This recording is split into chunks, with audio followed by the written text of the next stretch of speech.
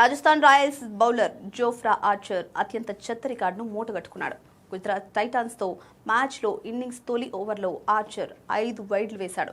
6 బంతులు వేయాల్సిన చోట 11 బంతులు వేసిన ఆర్చర్ 18 పరుగులు సమర్పించుకున్నాడు. తద్వారా ఐపీఎల్లో ఒక ఇన్నింగ్స్లో తొలి ఓవర్లో అత్యధిక పరుగులు సమర్పించుకున్న బౌలర్గా ఆర్చర్ నిలిచాడు. ఇక ఆర్చర్ మరో రికార్డు కూడా మూటగట్టుకున్నాడు.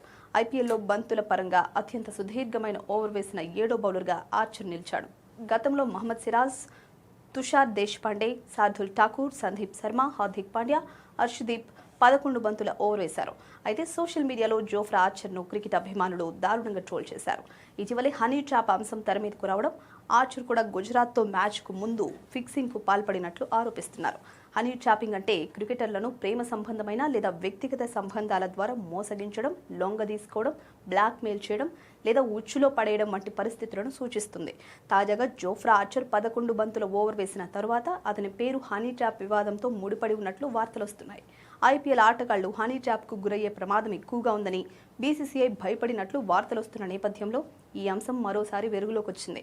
ఈ సమస్యను అరికట్టడానికి టీం మేనేజర్ అనుమతి లేకుండా అనధికార వ్యక్తులెవరూ హోటల్ గదుల్లోకి ప్రవేశించకుండా చూసుకోవాలని బీసీసీఐ అన్ని ఫ్రాంచైజీలకు ఇప్పటికే కఠిన ఆదేశాలు జారీ చేసింది.